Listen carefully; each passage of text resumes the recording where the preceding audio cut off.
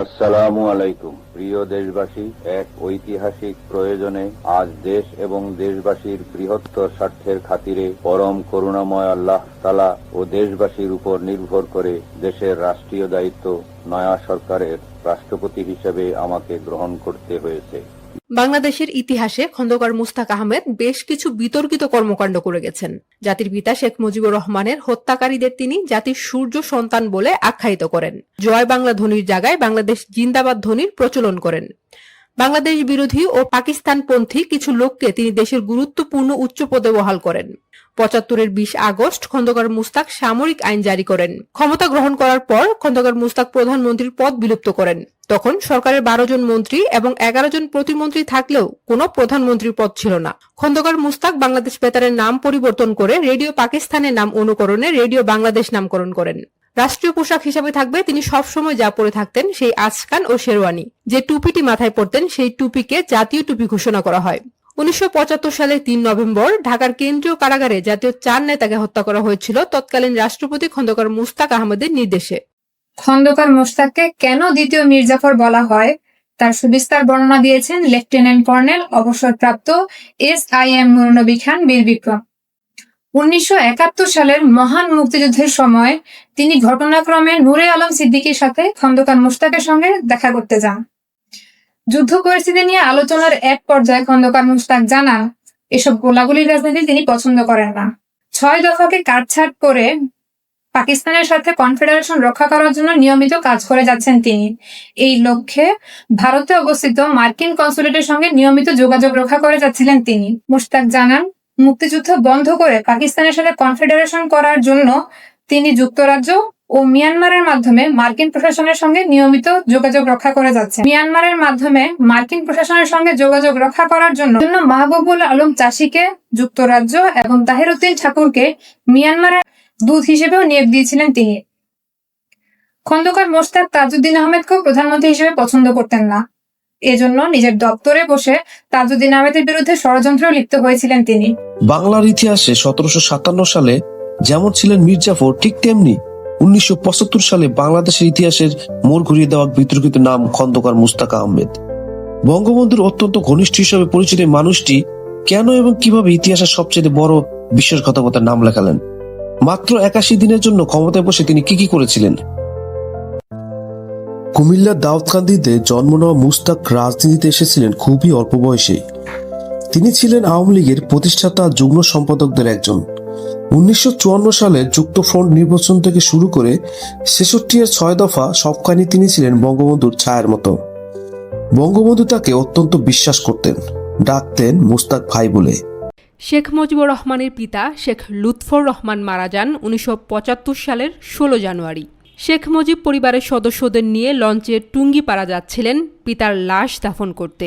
সেই লঞ্চে পরিবারের সদস্যদের বাইরে আরেকজন ছিল, সে আর কেউ নন, খন্দকার মোশতাক আহমেদ। টুঙ্গিপাড়ায় বঙ্গবন্ধুর পিতার লাশ দাফনের সময় মোশতাকও কবরে নামেন এবং হাউমাউ করে কবরে বলতে থাকেন, আমার বাবা মারা গেছে, আমার বেঁচে থেকে কি হবে, আমাকে বাবার সঙ্গে কবর দিয়ে দাও। মোশতাক শেখ মুজিব থেকে বয়সে কয়েক বছরের বড় হলেও রাজনীতিতে সবসময় জুনিয়র ছিল, তাই সবসময় সে একটা ষড়যন্ত্রে লিপ্ত থাকত। শেখ মুজিব যখন স্বাধীন বাংলাদেশে ফিরে আসেন তখন মুশতাক আবারও শেখ মুজিবের প্রিয় হয়ে ওঠেন। কিন্তু এই বিশ্বস্ততার আড়ালে কি লুকিয়েছিল বড় কোনো উচ্চাকাঙ্ক্ষা? ১৯৭১ সালে মুক্তিযুদ্ধ চলাকালীন মোশতাক ছিলেন প্রবাসী সরকারের পররাষ্ট্রমন্ত্রী।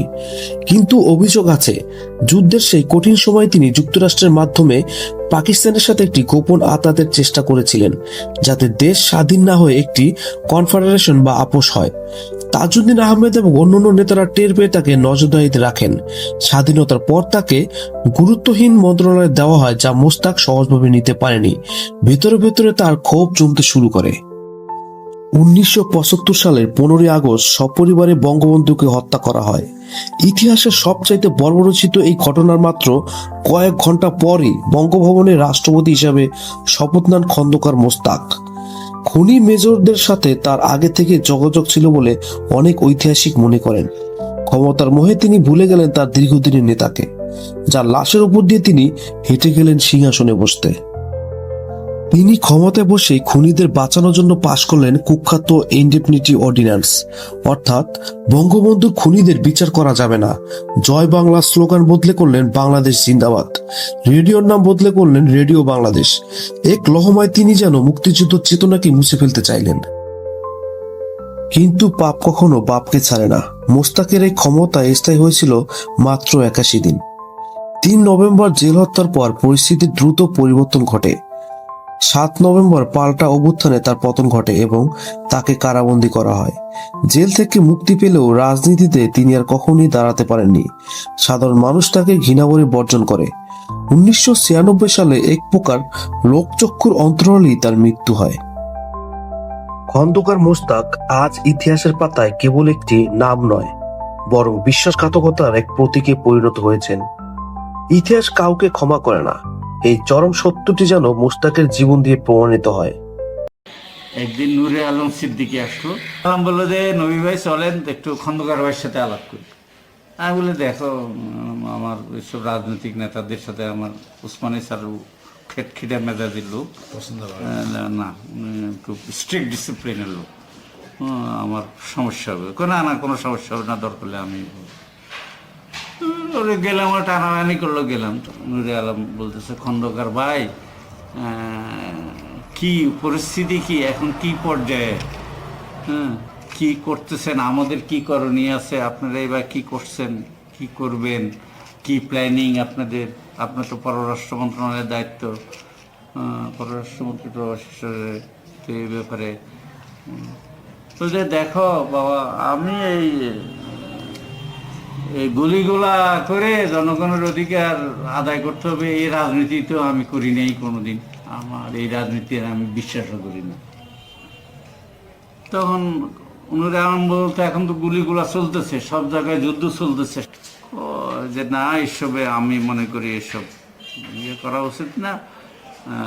6 দফাকে কাটসাট করিয়া হইলেও যদি ওরা মেনে নেয়, আমি মনে করি সমঝোতায় আসা উচিত ওদের সাথে, আমাদের লুজ কনফেডারেশন, পাকিস্তানের সাথে একটা কনফেডারেশনে ভিত্তিতে একটা আমাদের সমঝোতা আসার দরকার। বললো যে এইরকম খন্দকার ভাই আপনি কোনো এই ব্যাপারে কোনো ইয়ে নিচ্ছেন কিনা, কোনো স্টেপ নিচ্ছেন কিনা, কোনো এই ব্যাপারে কোনো কার্যক্রম আছে কিনা, আপনি তো পররাষ্ট্রমন্ত্রী, এটা করলে তো আপনাকেই করতে হবে। বললো যে হ্যাঁ, আমি এখানকার যে কনসুলেট আছে, আমেরিকান কনসুলেট, এটার সাথে কন্টিনিউয়াস যোগাযোগ আমার আছে। আর তাছাড়া আমি মাহবুবুল আলম চাষি সেক্রেটারি ছিল, নাম করালো, আপনি তো চিটাগাং যেতে পারি, মাহবুব আলম চাষিকে আমি ডিটেল করছি, যুক্তরাজ্য মানে ব্রিটেন হয়ে যুক্তরাজ্য হয়ে অন্যান্য ইয়ার সাথে যোগাযোগ করে মেনটেন করে এই ব্যাপারে একটা নেগোসিয়েশনের ইয়ে।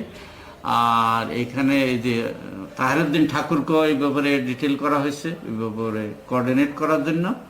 তাহেরউদ্দিন ঠাকুরকে বার্মার মাধ্যমে, মায়ানমার, এখন বার্মার মাধ্যমে একটা কি লিয়াজো মেনটেন করার জন্য করা হয়েছে, তাকে এনগেজ করা হয়েছে এই কাজে, নেগোসিয়েট করার জন্য। তো এই দূর আগেছি, আমার মাথায় রক্ত উঠে গেছে। তো মনে হয় একবার মনে হচ্ছিল যে ওরে লাথি মেরে সালা দোতলার থেকে ফেলে মাইরেই বলে, বাচ্চা মানুষ তো লাথি 2-3টা ফ্লাইং কিক মারলে তো এমনি মেরে দেয়। তো মনে এদের এর মাইরে বসে লাথি, তারপরে যা হবে। কিন্তু তারপরে আবার হঠাৎ কেন জানি আল্লাহর তরফ থেকে কেন জানি মাথায় আসলে, আরে এই তো প্রবাসী সরকার পররাষ্ট্রমন্ত্রী, উল্টো আমি রাষ্ট্রদ্রোহী, আমি পাকিস্তানি সর হিসেবে আমাকে ব্রান্ডেড করে আমারই কোর্ট মার্শালে, আমারই ফাঁসি, আমারই ফায়ারিং স্কোয়াডে যাইতে হবে, উল্টা হয়। তখন হঠাৎ কেন জানি মাথায় এই জিনিসটা ঢুকছে, তখন হঠাৎ আমি নিজেকে ইয়ে করলাম, খামড় ধরে আমি নূরে আলমরা ওখানে রেখে আমি আমার রুমে এসে শুয়ে পড়ছি একেবারে ফ্লোরে। আরও ওখানে দেখলাম যে ষড়যন্ত্র চলতেছে, তাজউদ্দিনেরকে প্রধানমন্ত্রী হিসেবে কেন করা হলো, তা তাজউদ্দিনকে তারা মানে নাই।